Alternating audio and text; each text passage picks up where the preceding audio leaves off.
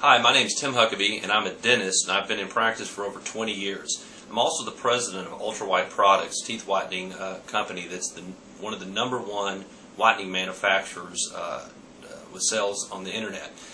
Today, in this first of a 4-part series, we're going to talk about different aspects of teeth whitening so that by the time you've seen all these videos, you'll understand the history of teeth whitening, how teeth whitening works, and maybe what you should do to get the best results from your teeth whitening.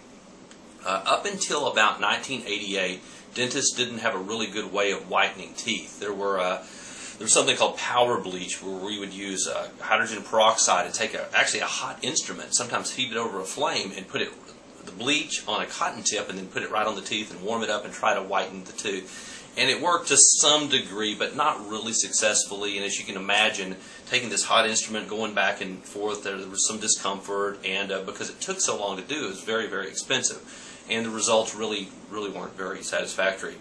In 1988, a man named Van Haywood, a doctor from the University of North Carolina, actually discovered on some of his patients when they had hydrogen peroxide placed after gum surgery for healing, the teeth in those areas were starting to whiten.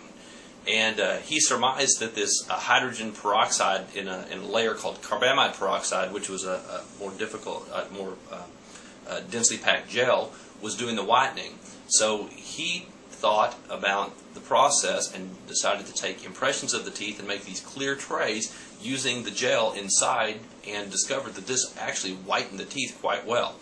This was one of the first real breakthroughs in teeth whitening where you could see a significant difference. As an aside, Dr. Haywood never patented his invention. He just shared it with the public, and one of the greatest inventions ever in teeth whitening was shared with the general public. In about 1988, 1989, several manufacturers came to the market and started making teeth whitening gel. Probably the first one was a company called White and Bright.